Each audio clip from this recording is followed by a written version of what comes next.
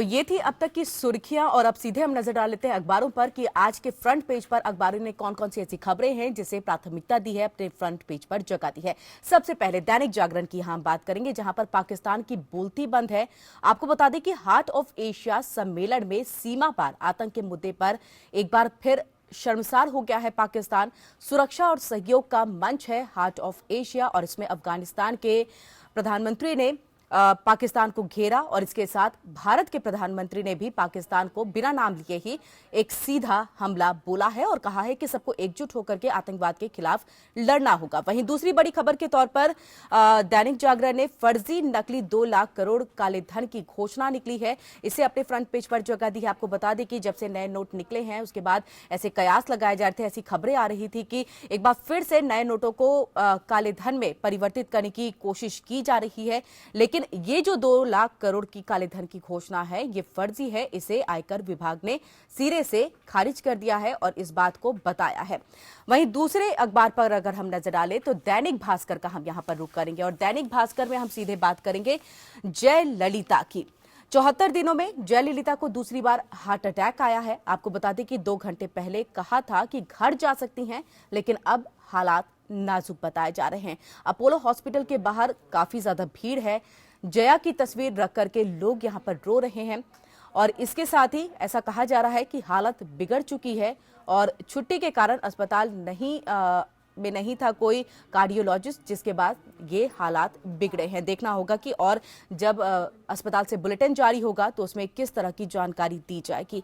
वहीं तीसरे अखबार का अगर हम रुख करें तो जनसत्ता की हम यहां पर बात करेंगे, जिसमें प्राथमिकता के तौर पर 20 और 50 रुपए के जो नए नोट जल्द आएंगे, आरबीआई की तरफ से इसकी भी छपाई होगी, तो इसको अपने फ्रंट पेज पर जगह दी है जनसत्ता ने और कहा है कि पुराने नोट भी जो है वो चलते रहेंगे, यानी कि दिक्कतें नहीं होंगी। सिर्फ किल्लत जो है, जो कैश का फ्लो कम हो गया है, उसे यहां पर पूरा करने की कोशिश की जाएगी।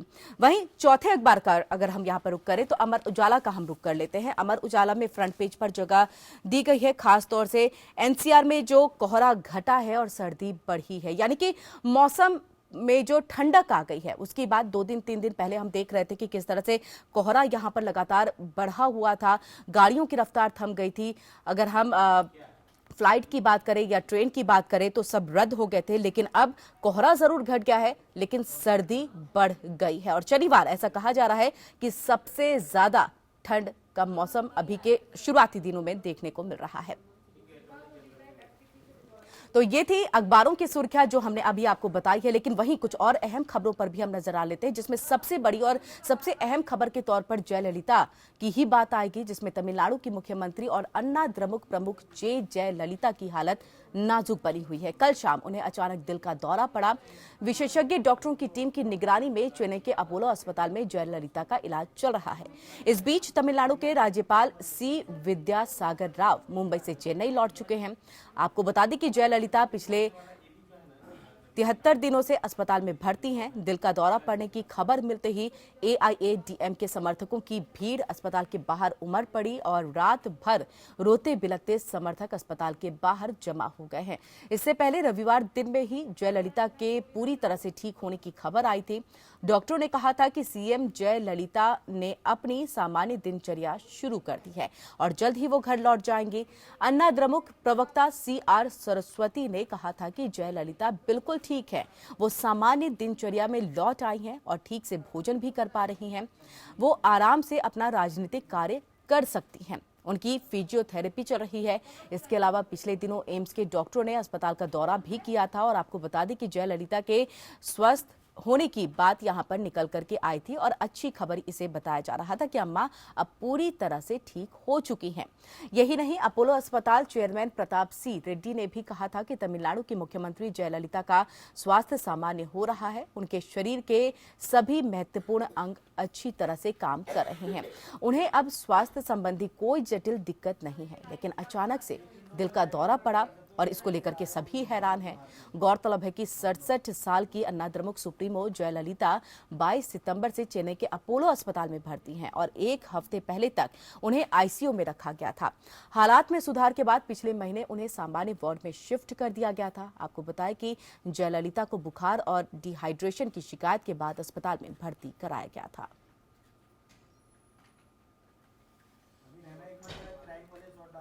और ये हम आपको हॉस्पिटल के बाहर की तस्वीर दिखा रहे हैं, जहां पर भारी संख्या में जो AIADMK के समर्थक है वो वहां पर मौजूद, उतनी ही संख्या में पुलिस की तैनाती भी कर दी है ताकि कोई भी अप्रिय घटना ना घटे। रो रो करके समर्थकों का बुरा हाल है। जयललिता की तस्वीर को रख करके यहाँ पर रो रहे हैं समर्थक और दुआएं मांग रहे हैं जल्द मुख्यमंत्री के ठीक होने की। आपको बता दें कि बीच में जो जानकारी मिल रही थी, सबके चेहरे पर खुशी आई थी कि अब मुख्यमंत्री जयललिता ठीक हो रही हैं, स्वास्थ्य में सुधार हो रहा है, अब कोई दिक्कत नहीं है, उनके सभी महत्वपूर्ण अंग जो है वो काम कर रहे हैं। और ये खबर सुनने के बाद हर किसी के चेहरे पर खुशी थी, लेकिन अचानक से कल दिल का दौरा पड़ा और अब हालत नाजुक बताई जा रही है। एम्स के डॉक्टरों ने भी जो अस्पताल है वहां का दौरा किया था जयललिता के स्वास्थ्य को लेकर के, उनके बुलेटिन को लेकर के। और वहीं दूसरी तस्वीर जो हम आपको दिखा रहे हैं जिसमें समर्थक रो रहे हैं और आप खुद देखिए कि अम्मा के समर्थक कितने ज्यादा भावुक हो गए हैं इस खबर के बाद कि हालत एक बार फिर से बिगड़ गई है और चेहरे पर मायूसी, रो रो कर बुरा हाल है। वहीं दूसरी तस्वीर हम आपको लगातार दिखा रहे हैं कि समर्थकों का जमावड़ा अस्पताल के बाहर लगा हुआ है जब से ये खबर आई है कि दिल का दौरा पड़ा और अब हालत नाजुक हो गई है।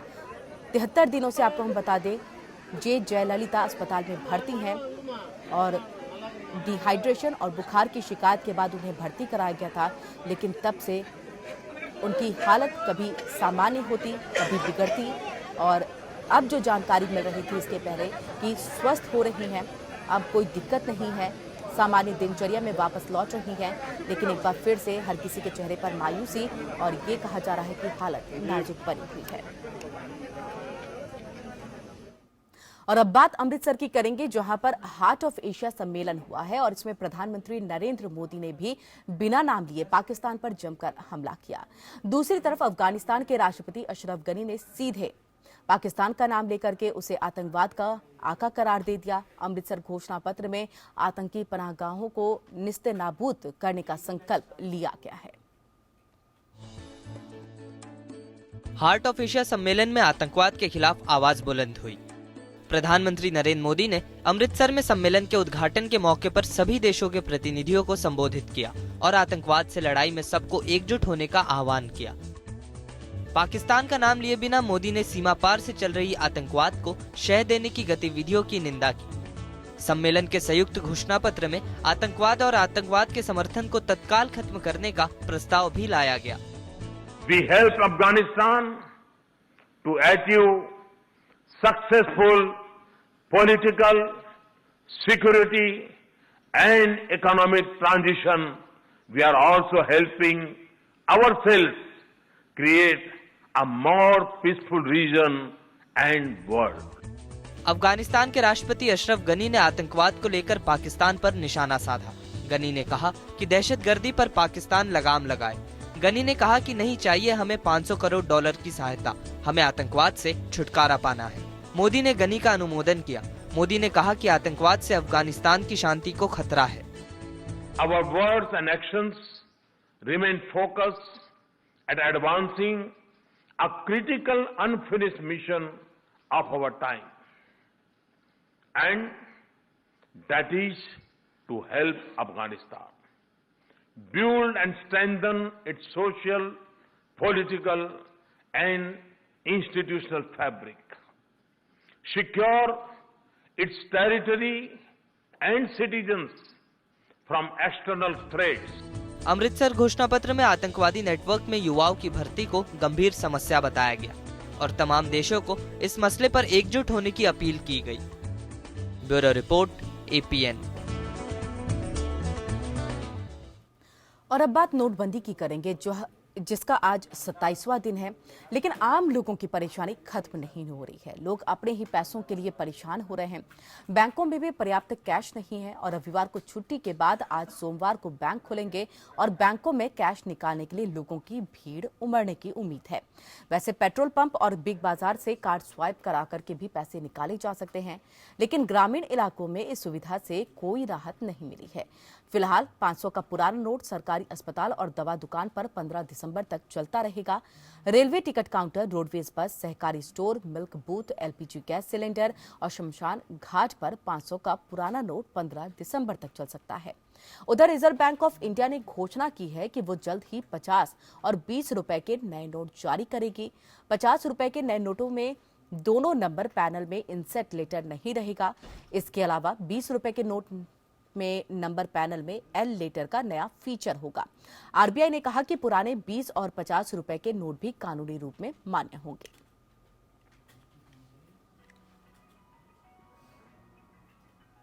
और इन सबके बीच सुप्रीम कोर्ट में नोटबंदी को लेकर के दायर सभी याचिकाओं को लेकर आज सुनवाई होगी और लोगों को नोटबंदी से हो रही परेशानी को लेकर सुप्रीम कोर्ट ने केंद्र से कहा था कि सहकारी बैंकों और उनके खाताधारकों की मुश्किल दूर करने के लिए उपाय किए जाएं।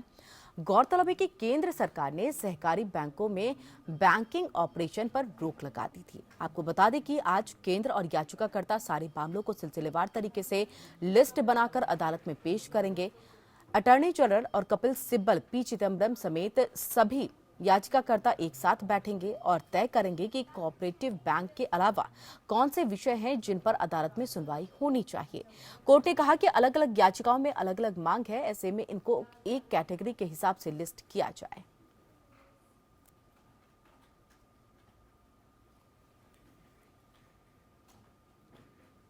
तो नोटबंदी के बाद जहां एक तरफ टोल प्लाजा पर वसूली शुरू हो गई है, तो वहीं दूसरी तरफ अब टोल प्लाजा पर छुट्टे पैसों की समस्या परेशानी का सबब बनी हुई है। इसी समस्या से निपटने के लिए अब टोल प्लाजा पर पैसों के बदले कूपन दिए जाएंगे।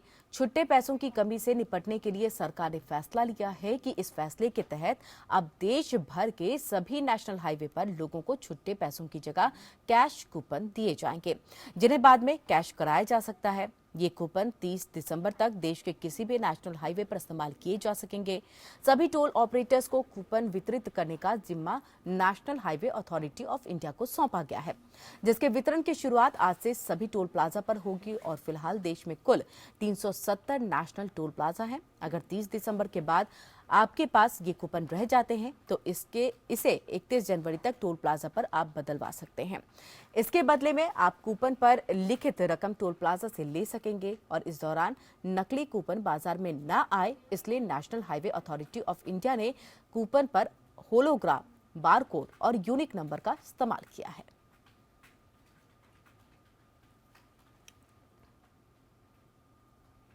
और अब खबर मुंबई से है, जहां पर एक परिवार ने 2 लाख करोड़ रुपए की अघोषित संपत्ति का खुलासा किया। हालांकि आयकर विभाग ने इस खुलासे को सिरे से खारिज कर दिया है और जांच शुरू कर दी है। मुंबई के 4 लोगों के परिवार ने ये खुलासा किया था। आपको बताएं कि आयकर विभाग के अनुसार जरूरी जांच के बाद सामने आया कि जिन लोगों ने संपत्ति का खुलासा किया है वे संदिग्ध हैं कि शायद इन लोगों का दुरुपयोग किया गया है। इस परिवार के 3 सदस्यों के पैन कार्ड अजमेर के पते पर बने थे और इसी सितंबर में ये लोग मुंबई आए, जहां ये वित्त घोषणाएं की गई हैं। ये घोषणाएं इस साल बजट में घोषित की गई स्कीम के तहत की गई थी और इस स्कीम के तहत यदि कोई अघोषित आय को जाहिर करता है तो उसको घोषित आय का 45% टैक्स, सरचार्ज और पेनल्टी के रूप में देना होगा। इस स्कीम की अंतिम तारीख 30 सितंबर थी। आपको बताएं कि इसके तहत 65,250 करोड़ रुपए की प्राप्त जो राशि हुई है। सईद परिवार ने जो घोषणा की है वो इस घोषित राशि से तिगुनी है।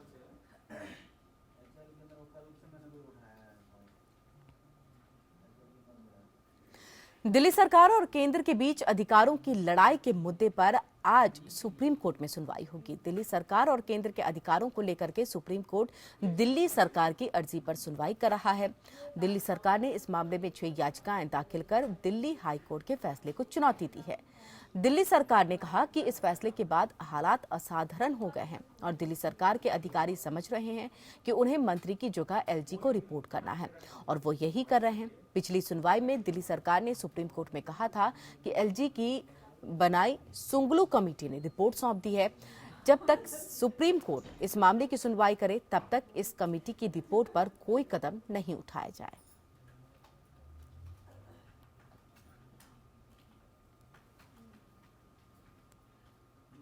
और अब बात बीसीसीआई करेंगे, जिस पर आज सुप्रीम कोर्ट फैसला सुना सकता है। लोढ़ा समिति ने पूर्व गृह सचिव जीके पिल्लई को पर्यवेक्षक नियुक्त करने और बीसीसीआई पदाधिकारियों को बर्खास्त करने का आग्रह किया है।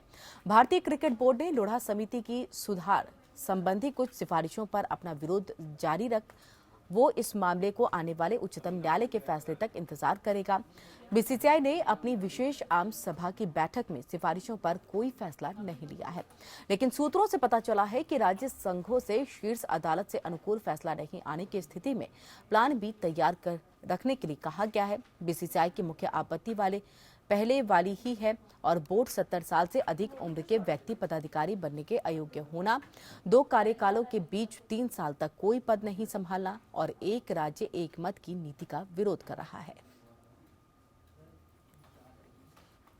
बीजेपी का मिशन यूपी जारी है और बीजेपी 2017 में होने वाले विधानसभा चुनाव में जीत का डंका बजाने के इरादे से अपनी पूरी ताकत झोंकती है।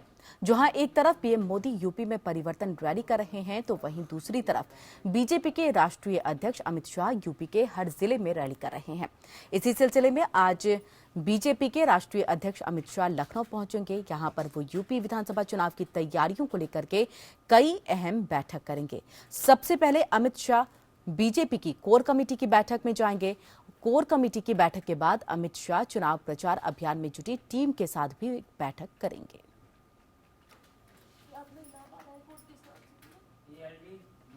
और सीधे रुक कर लेते हैं विक्रम मिश्रा का, जो हमारे साथ लाइव जुड़ चुके हैं लखनऊ से। विक्रम, आज लखनऊ में अमित शाह पहुंचने वाले हैं, कार्यक्रम क्या है और जो बैठक कोर कमेटी की होने वाली है वो तकरीबन कितने बजे शुरू होगी, आपसे जानना चाहेंगे। देखिए किरण, मिशन 2017 को लेकर के भारतीय जनता पार्टी ने पूरी तैयारियां अपनी मुकम्मल रूप उसको देना शुरू कर दिया है। कारण साफ है कि मिशन 2017 के जरिए वो सत्ता के शीर्ष पर पहुंचना चाहती है और 2019 के लिए ये संदेश भी देना चाहती है जनता को कि भारतीय जनता पार्टी जो है वो मजबूती के साथ ही देश चला सकती है, प्रदेश चला सकती है। इसको लेकर के अमित शाह जो है वो आज लखनऊ आएंगे। तकरीबन 11 बजे उनका समय जो है लखनऊ में है और अमौसी एयरपोर्ट पर पहुंचने के साथ वो सीधे बीजेपी कार्यालय पहुंचेंगे। वहां पर वो कार्यकर्ताओं से, जो कोर कमेटी की टीम है, उनसे मुलाकात करेंगे, रायशुमारी करेंगे, मिशन 2017 को लेकर के रणनीति देंगे और जरूरी दिशा निर्देश भी देंगे। इसके अलावा परिवर्तन रैली की जो सफलता रही है उसको लेकर के भी जानकारी दी जाएगी। इसके साथ 6 दिसंबर यानी कल जो है बाबा साहब भीमराव अंबेडकर का महापरिनिर्वाण दिवस है, उसको लेकर के भी रणनीति बनाई जाएगी कि आखिर जिलेवार किस तरीके से कौन सी कमेटियों को तैयार किया जाए, किस तरीके का निर्धारण किया जाए और दलितों के ऊपर किस तरीके से डोरे डाले जाए, उनको अपने पाले में लाया जाए। क्योंकि कांग्रेस जो है वो अब कल से जो है दलित सम्मेलन शुरू कर दिया है। इसको लेकर के कहीं ना कहीं भारतीय जनता पार्टी अब अपनी रणनीति जो है किरण वो निश्चित तौर पर बदलने वाली है और अब दलितों को लेकर के यानी 27% वोट को लेकर के अमित शाह यहां पर रणनीति बनाएंगे। बिल्कुल विक्रम, अगर हम बिहार की बात करें तो एक जीत नहीं मिली थी, अमित शाह ही वहां की रणनीति तैयार कर रहे थे। लेकिन 2014 की हम बात करें, जिस तरह से बीजेपी को बहुमत हासिल हुई है यूपी से, जो कभी वहां पर अपनी जगह नहीं बना पाई थी, तो एक अच्छे खासे जो वोटर्स है उनके साथ थे, उनके समर्थन में थे। क्या एक बार फिर से अमित शाह पे ही भरोसा जताया गया है यूपी चुनाव को देखते हुए? देखिए लाजमी है, क्योंकि अगर आप बिहार की बात कर रही हैं किरण, तो बिहार में जिस तरीके का सिनारियो था कि वहां पर एक महागठबंधन का निर्माण होता है जिसमें कांग्रेस, आरजेडी और जेडीयू, ये तीनों ही बड़ी पार्टियां जो हैं वो एक धड़े एक मंच पर आके खड़ी हो जाती हैं और अकेले भारतीय जनता पार्टी वो चुनाव लड़ती है या फिर उसके साथ जो है तमाम अन्य दल जो है वो चुनाव लड़ते हैं। तो ये कहीं ना कहीं साफ तौर पर जाहिर हो जाता है कि वैसा समीकरण यहाँ पर बनने वाला नहीं है। हालांकि तमाम मंचों पर कांग्रेस और समाजवादी पार्टी के बीच में गलबहियां जरूर दिख रही है, लेकिन अभी भी वो मंच तैयार नहीं हो पाया है क्योंकि यहां पर और भी तमाम बड़े दल जो है वो अभी तक किनारा कसे हुए हैं। तो निश्चित तौर पर यहां पर वो रणनीति तो नहीं काम करने वाली है अन्य दलों की। दूसरी बात अगर देखा जाए तो अमित शाह की रणनीति इस कदर हावी रहती है, अगर आप मिशन 2014 की बात करें, लोकसभा चुनाव की, या फिर अन्य जगहों पर जो चुनाव हुए हैं उनकी बात करें, हाल ही में मध्य प्रदेश और तमाम जगहों पर जो उपचुनाव हुए हैं उसकी अगर रणनीति देखें तो कहीं ना कहीं भारतीय जनता पार्टी के लिए ये चुनावी पंडित के तौर पर काम आते हैं और बेहतर चुनाव की रणनीति बनाते हैं। तो निश्चित तौर पर भारतीय जनता पार्टी जो है उन पर भरोसा करती है और जिस तरीके से मिशन 2017 को लेकर के जो रणनीतियां बनाई गई हैं या फिर जिस तरीके से जो पूरा का पूरा एक कालचक्र बनाया गया है कि कौन कौन कब कहां जाएगा, आप अगर देखें परिवर्तन यात्रा के लिए तकरीबन 1 दर्जन से ज्यादा केंद्रीय मंत्री जो हैं वो लगातार उत्तर प्रदेश के दौरे पे किसी ना किसी दिन कोई ना कोई मंत्री जरूर यहां पर मौजूद रह रहा है। पीएम की 4 रैलियां हो चुकी हैं। इसके साथ नोटबंदी और तमाम सर्जिकल स्ट्राइक जो जिस तरीके से किए गए हैं उनको भी कहीं ना कहीं चुनाव के जरिए एक चुनावी मुद्दा और चुनावी मसला बना बना दिया गया है, जिससे ये कोशिश की जा रही है कि युवाओं के वोट के साथ दलितों के वोट पर किसी भी तरीके से उनकी नजर जो है वो टिकी हुई है और किसी भी तरीके से उनके वोट को वो पाना चाहते हैं। जी बिल्कुल विक्रम, जुड़े रहिए हमारे साथ, और भी खबरों पर हम आपसे बातचीत करेंगे। लेकिन अब सीधे हम मुख्यमंत्री अखिलेश यादव की बात करेंगे, क्योंकि उनकी तरफ से भी कई तरह के तोहफे, कई तरह के सौगात जो है प्रदेश की जनता को दिए जा रहे हैं। आज इसी को लेकर के बेटियों की शादी के लिए अनुदान योजना की शुरुआत होगी और मुख्यमंत्री आज लखनऊ में अपने आवास पर आयोजित कार्यक्रम में चयनित बेटियों को स्वीकृति पत्र भी देंगे। इसके बाद 6 से 10 दिसंबर तक सभी जिलों में मंत्रियों, विधायकों और सांसदों की मौजूदगी में इस योजना के तहत स्वीकृति पत्र बांटे जाएंगे। समाजवादी पेंशन योजना के नए लाभार्थियों को भी इस दौरान अनुमति पत्र बांटे जाएंगे। सपा सरकार ने प्रदेश की अनुसूचित जाति, जनजाति और सामान्य वर्ग की गरीब बेटियों की शादी के लिए अनुदान योजना की शुरुआत की है। इसके पहले भी आपको बता दें कि इस तरह से योजना के तहत 10,000 रुपए दिए जाते थे। अब ये धनराशि बढ़ाकर के 20,000 रुपए कर दी गई है। और आपको बता दें कि लगातार मुख्यमंत्री अखिलेश यादव की तरफ से प्रदेश की जनता को एक एक तोहफे दिए जा रहे हैं, सौगात दी जा रही है चुनाव से पहले। और अब बेटियों की शादी करने के लिए अनुदान राशि, उसका पैकेज भी बढ़ाया गया है। पहले 10,000 रुपए दिए जाते थे, लेकिन अब इसे 20,000 रुपए कर दिए गए हैं। आपको बता दें कि जैसे जैसे चुनाव नजदीक आ रहे हैं, वैसे वैसे मुख्यमंत्री अखिलेश यादव की तरफ से तोहफा, सौगात दिया जा रहा है। तो गरीब बेटियों की शादी हो और इसको लेकर के अनुदान योजना की शुरुआत होने वाली है। इसको हम जानकारी भी आपको पल पल की देते रहेंगे। सपा सरकार ने प्रदेश की अनुसूचित जाति और जनजाति, साथ ही सामान्य वर्ग की गरीब बेटियों की शादी के लिए ये अनुदान योजना की शुरुआत करने वाले हैं। और सीधे रुख कर लेते हैं विक्रम का एक बार फिर से। विक्रम, जैसे जैसे चुनाव नजदीक आ रहे हैं, वैसे वैसे मुख्यमंत्री अखिलेश यादव बहुत ही ज्यादा सक्रिय हो गए हैं। पहले एक्सप्रेसवे का तोहफा देते हैं, फिर उसके बाद मेट्रो ट्रायल रन करके यहां पर तोहफा देने की कोशिश की जाती है और कहते भी हैं वहां पर कि मैनिफेस्टो में नहीं था, लेकिन फिर भी हम ये सौगात आपको दे रहे हैं। लेकिन आज जिस तरह से गरीब बेटियों की शादी के लिए ये अनुदान और अनुदान राशि को बढ़ाया गया है, ये भी एक चुनावी तौर पर देखा जा रहा है, लेकिन तोहफा है, खुशी होगी लोगों में। देखिए किरण, अगर देखा जाए तो यहाँ उत्तर प्रदेश के पिच पर अब स्लॉग ओवर शुरू हो गए हैं और यहाँ पर फ्रंट फुट पर अखिलेश यादव खेलना शुरू कर दिए हैं। कारण साफ है कि जिस तरीके से अभी कुछ दिनों पहले तक समाजवादी परिवार के भीतर जो रार चल रही थी, वो उसको खत्म करते हुए अब विकास कार्यों को कहीं ना कहीं क्रियान्वित कर रहे हैं। अगर आप देखें तो राज्य सरकार जो है शुरू से ही समाजवादी पेंशन, इसके अलावा लैपटॉप योजना, गरीबों को उच्च स्तरीय इलाज, अफोर्डेबल हाउसिंग नीति जो है, इन तमाम योजनाओं के जरिए जनता को कहीं ना कहीं सहारा देने का कोशिश कर रही थी, संबल देने का कोशिश कर रही थी। इससे आगे बढ़ते हुए अखिलेश यादव ने विकास की 2 नई मील के पत्थर जो हैं उनमें और लगाए, एक्सप्रेसवे की सौगात दिया और मेट्रो की सौगात दिया। हालांकि इसके बाद तमाम जगहों पर कुछ बातें भी सुनने में आई कि इनके काम जो है वो अधूरे हैं, लेकिन उद्घाटन पूरे जरूर हो रहे हैं। लेकिन उसके बावजूद अखिलेश यादव की सरकार जो है वो प्रदेश में बेहतर काम कर रही है। निश्चित तौर पर आज वो दिन आ गया है कि आज के दिन जो गरीब बेटियां हैं उनको कहीं ना कहीं शादी में अनुदान देने की बात कही जा रही थी। पहले ये अनुदान की राशि जो थी वो 20 से 25,000 रुपए के आसपास थी, यानी जो एससी जाति की जो लड़कियां थी उनको 25,000 रुपए दिए जाते थे और सामान्य जाति की या फिर ओबीसी जाति की जो लड़कियां थी उनको 20,000 रुपए का अनुदान दिया जाता था। वो राशि अब बढ़ा करके तकरीबन 50,000 रुपए के आसपास की जा रही है। तो कहीं ना कहीं काफी ज्यादा संबल देने का काम किया जा रहा है। इसके अलावा अगर देखा जाए तो समाजवादी पेंशनर्स जो हैं उनके आंकड़ों की संख्या को भी बढ़ाया गया है। उनमें भी लगातार तकरीबन 55 लाख के आसपास लोग जो हैं उनको समाजवादी पेंशन से आच्छादित किया गया है। अफोर्डिंग हाउसिंग नीति जो है, अफोर्डेबल हाउसिंग नीति, उनके जरिए लोहिया आवास, जनेश्वर मिश्रा ग्राम चयनित किए गए हैं, वहां पर आवास चिन्हित करके दिए जा रहे हैं लोगों को। ये तमाम ऐसी सुख सुविधाएं हैं जिसको समाजवादी सरकार जो है वो कहीं ना कहीं जनता तक पहुंचाने का काम कर रही है। बिल्कुल विक्रम, यहाँ पर विकास पुरुष की छवि बनाए रखने के लिए मुख्यमंत्री अखिलेश यादव हर पल एक कदम उठाते हैं और जनता के सामने एक तोहफे, एक सौगात के साथ जाते हैं। आपसे जानना चाहेंगे इस कार्यक्रम की शुरुआत तकरीबन कितने बजे होगी विक्रम, और इसके साथ और कौन कौन से सपा के जो दिग्गज नेता हैं इस कार्यक्रम में शिरकत करेंगे? सपा प्रमुख मुलायम सिंह यादव को हमने हर बार देखा है कि वो मौजूद रहे हैं, तो इस कार्यक्रम में भी उनकी मौजूदगी नजर आएगी? देखिए, ये कह पाना मुश्किल है क्योंकि ये मुख्यमंत्री का पर्सनल कार्यक्रम है और यहाँ पर मुलायम सिंह यादव निश्चित तौर पर नहीं होंगे क्योंकि कारण साफ है। यहाँ पर अभिषेक मिश्रा होंगे, यहाँ पर अखिलेश यादव होंगे, मुख्यमंत्री जो हैं वो यहाँ पर मौजूद रहेंगे, समाज कल्याण के मंत्री जो हैं अरुणा कोरी वो यहाँ पर रहेंगी, ये तमाम जो नेता हैं वो यहाँ पर मौजूद रहेंगे। मुलायम सिंह यादव के बारे में कह पाना इस वजह से मुश्किल है क्योंकि तमाम कार्यक्रम उनके लगे हुए हैं।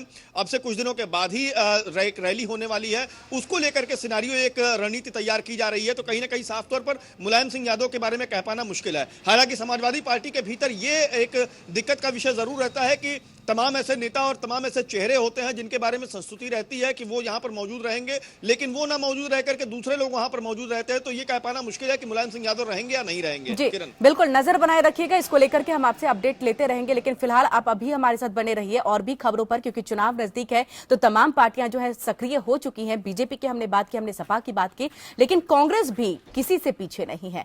उत्तर प्रदेश में सत्ता के सूखे को खत्म करने को लेकर के कांग्रेस ने दलित कार्ड खेलने की रणनीति तैयार कर ली है। इसको लेकर के कांग्रेस की 85 टीमें लगभग 5000 गांव का दौरा करेंगी और इसके साथ ही उन जगहों पर दलित सम्मेलन होगा। रविवार को लखनऊ के कांग्रेस मुख्यालय से यूपी कांग्रेस के प्रदेश अध्यक्ष राज बब्बर और सांसद पीएल पुनिया ने टीमों को रवाना किया है।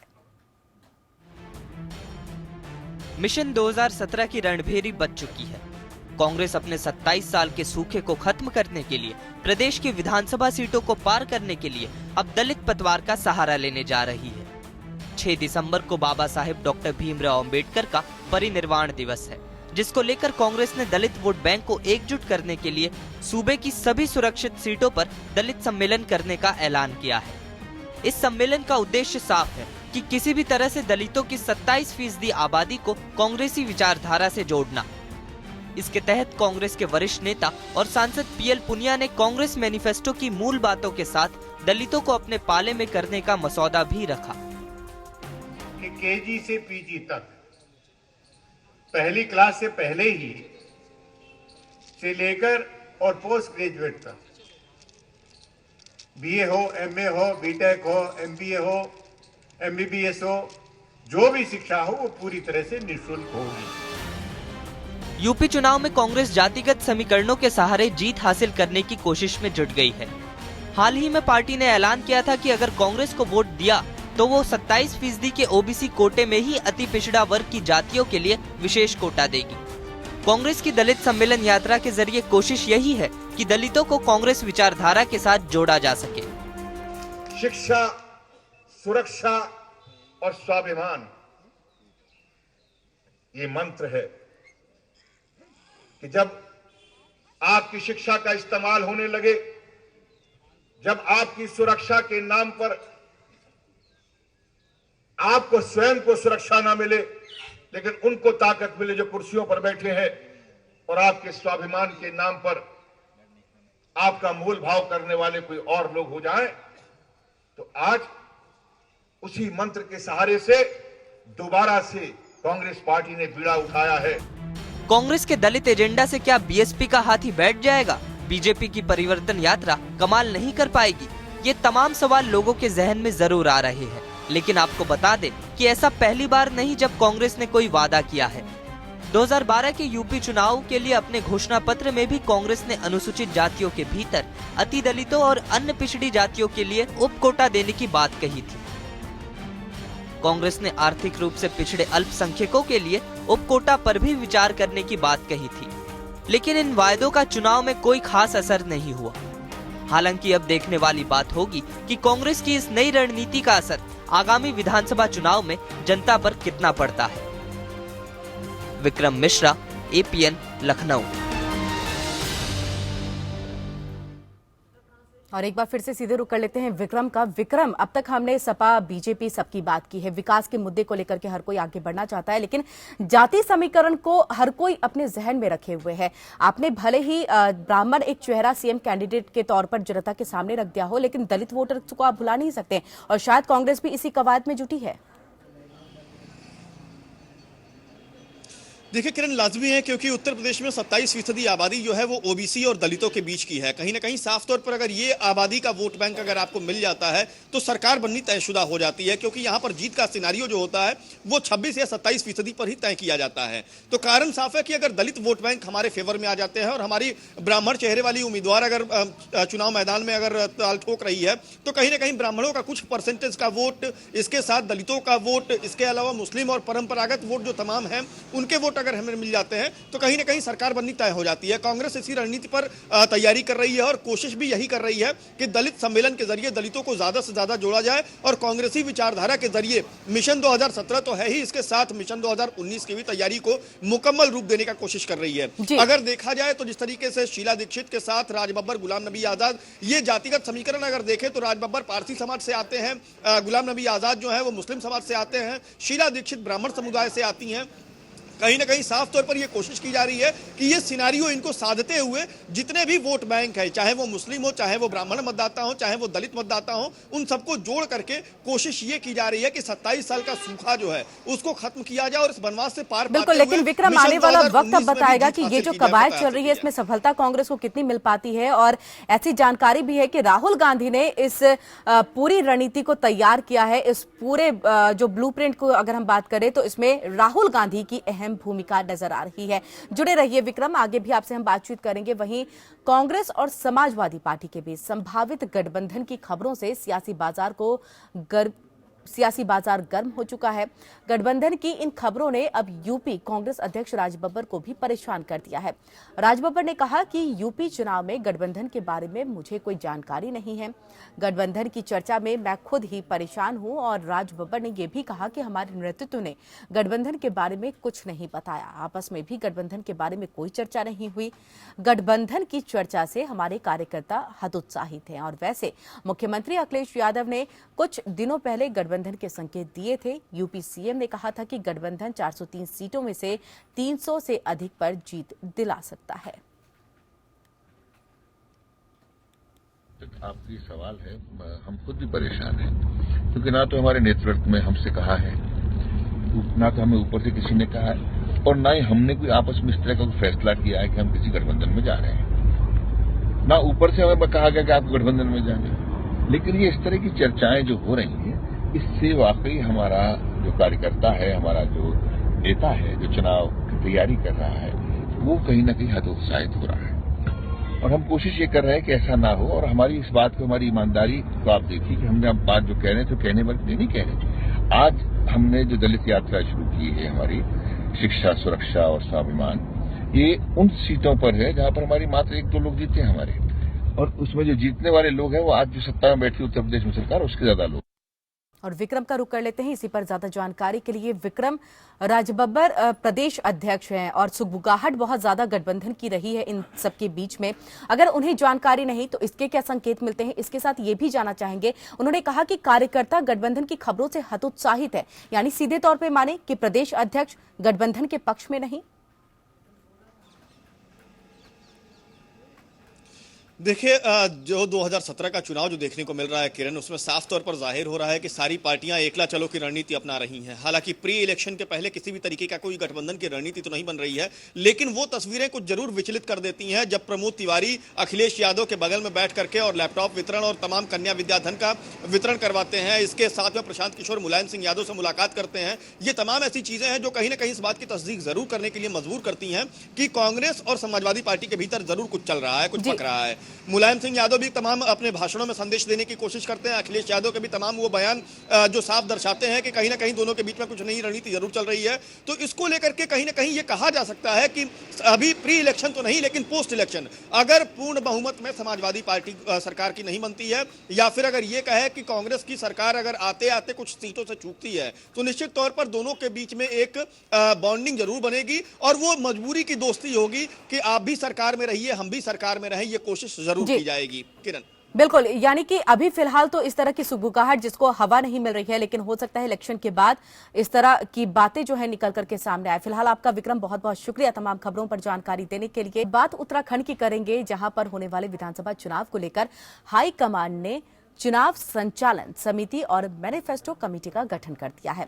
मैनिफेस्टो कमेटी ने जहां 23 चेहरों को जगह दी गई है इसमें, तो वहीं चुनाव संचालन समिति में 30 लोगों को जगह दी गई है। लेकिन कांग्रेस प्रदेश अध्यक्ष किशोर उपाध्याय का कहना है कि कुछ लोगों के नाम इन समितियों में आने से छूट गए हैं, इसलिए जो नाम समिति में आने से छूट गए हैं उन नामों को लेकर के वो मुख्यमंत्री हरीश रावत से चर्चा के बाद समिति में शामिल कर देंगे। और ज्यादा जानकारी के लिए सीधे रुख कर लेते हैं अपने संवाददाता मनीष डंगवाल का, जो देहरादून से हमारे साथ जुड़ चुके हैं। मनीष, यहां पर मैनिफेस्टो कमेटी का गठन हो गया है, संचालन समिति का गठन कर दिया गया है, लेकिन नामों को लेकर के दिक्कतें थोड़ी सी और हैं। पूरी जानकारी आपसे। बिल्कुल, अगर उत्तराखंड की बात करें तो पूरी तरीके से उत्तराखंड में अब चुनावी माहौल गर्म हो चला है और भाजपा और कांग्रेस की जहां प्रदेश में जो यात्राएं हैं उनसे चुनावी माहौल गर्म हो चला है। वहीं अगर बात करें चुनाव की तैयारियों को लेकर तो जो कांग्रेस है उसने भी अब अपनी जो चुनावी तैयारियां हैं पूरी तरीके से उन्हें अमली जामा यहां पर पहनाने की कोशिश कर दिया, क्योंकि बीजेपी की बात करें तो बीजेपी लगातार यहां पर पूरी तरीके से आक्रामक यहां पर चुनाव को लेकर नजर आ रही है। लेकिन अब कांग्रेस भी पूरी तरीके से यहां पर माहौल गरमाने का यहां पर काम कर रही है और जो दो महत्वपूर्ण समितियां कांग्रेस ने बनाई हैं, कांग्रेस हाईकमान ने उस पर यहां पर मोहर लगा दी और जो चुनाव संचालन समिति है उसका यहां पर गठन कर लिया गया है और जो मैनिफेस्टो कमेटी है उसका भी यहां पर गठन कर लिया गया है। अगर चुनाव संचालन समिति की बात करें तो 30 चेहरों को इसमें जगह दी गई है और मुख्यमंत्री हरीश रावत, कांग्रेस प्रदेश अध्यक्ष किशोर उपाध्याय, जो तमाम कैबिनेट मंत्री हैं या विधायक हैं, कई विधायकों को भी इसमें जगह दी गई है, कई वरिष्ठ नेताओं को भी इसमें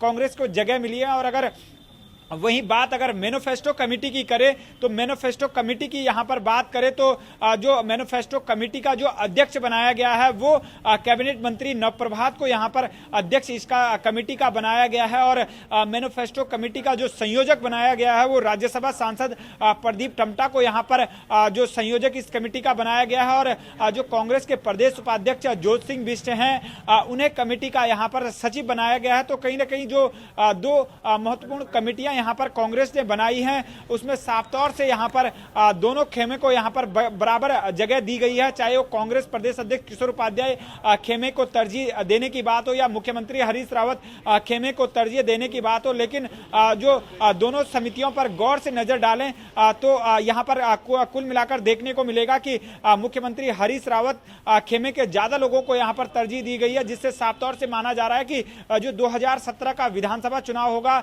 वो पूरी तरीके से हरीश रावत की रणनीति के साथ यहां पर लड़ा जाएगा। और एक बिल्कुल मनीष जुड़े रहिए और भी खबरों पर आपसे हम बातचीत करेंगे, लेकिन एक बार फिर से यहां पर संगठन और सरकार में तकरार नजर आ रही है।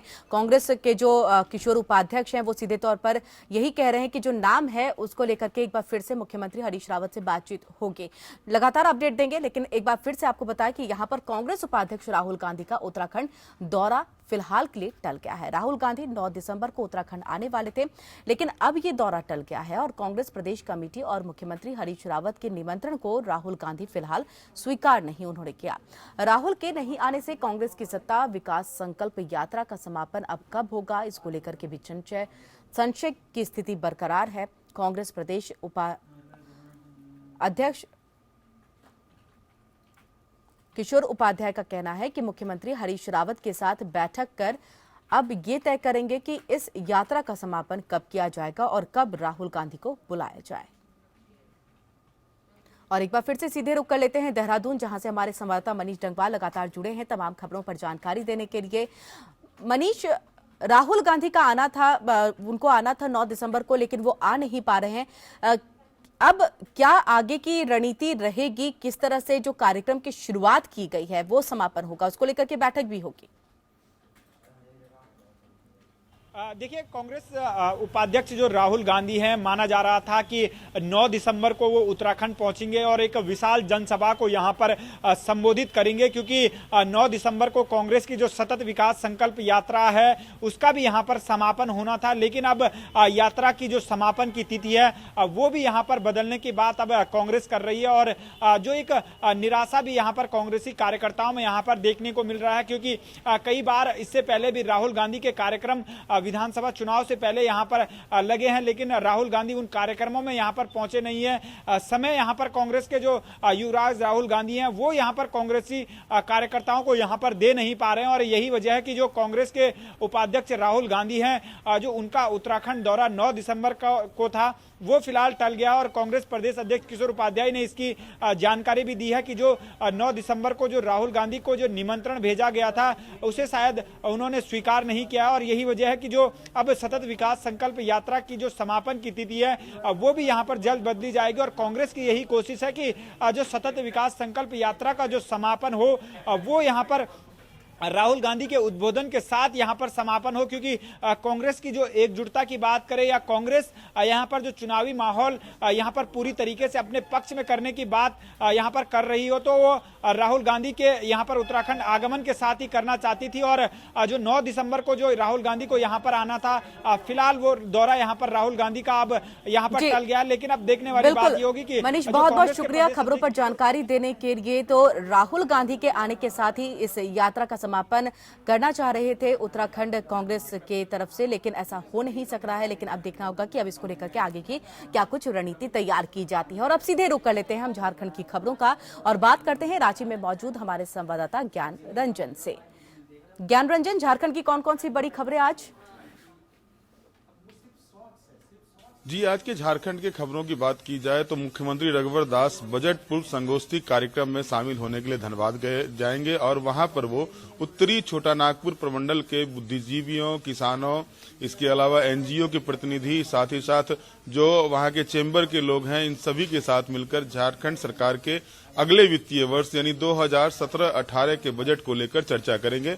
मुख्यमंत्री 10 बजे रांची से धनबाद के लिए रवाना होंगे और वहां पर पहले से तैयारी कर रखी गई है, जिसमें उत्तरी छोटा नागपुर के प्रमंडल के जितने भी जिले हैं, हजारीबाग हो, रामगढ़ हो, कोडरमा हो, बोकारो हो, धनबाद हो, इन सभी जिलों के प्रतिनिधियों को वहां पर बुलाया गया और उनके साथ मुख्यमंत्री बजट को लेकर चर्चा करेंगे, जो लगातार पिछले कई दिनों से चलता आ रहा है। अब तक मुख्यमंत्री ने पलामू प्रमंडल के लिए लातेहार में बजट पूर्व संगोष्ठी की है, गुमला में कर रखा है, इसके बाद चाईबासा में किया है, फिर दुमका में किया और फिर अब धनबाद में करने जा रहे हैं। और हर एक साल की तरह मुख्यमंत्री का ये मानना है कि जनता का जो भी राय आता है उस पर सरकार काम करेगी। बजट में ज्यादा से ज्यादा समाहित वैसे चीजों को करेगी जो जनता के द्वारा सरकार को बताया जाता है और इसी कड़ी में ये कार्यक्रम किया जा रहा है। दूसरी बड़ी खबर की बात करें तो लगातार जिस तरह से सीएनटी एसपीटी एक्ट को लेकर राज्य में बवेला मचा हुआ है, चाहे वो विपक्ष के द्वारा हो या आदिवासी मूलवासी संगठनों के द्वारा हो, लेकिन इसी बीच जिस तरह से लगातार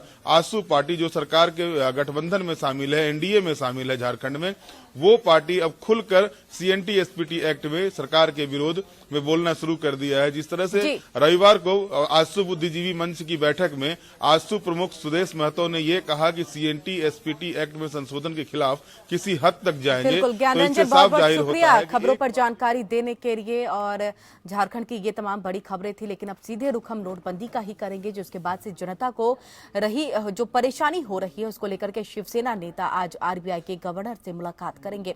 जाहिर है कि महाराष्ट्र सरकार में शिवसेना शामिल है और ऐसे में ये मुलाकात फिर शिवसेना और बीजेपी के बीच की दूरी को दर्शा देता है। वहीं 2017 में बीएमसी के चुनाव भी होने हैं और ऐसे में शिवसेना का पूरा जोर है कि आम जनता से जुड़े मुद्दे उठाने में वो चर्चा में बनी रहे।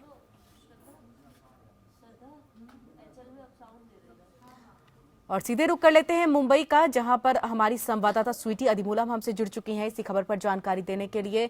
अधिमूलम, आज का ये कदम शिवसेना का एक बार फिर से शिवसेना और बीजेपी के बीच की दूरी को दिखाएगा।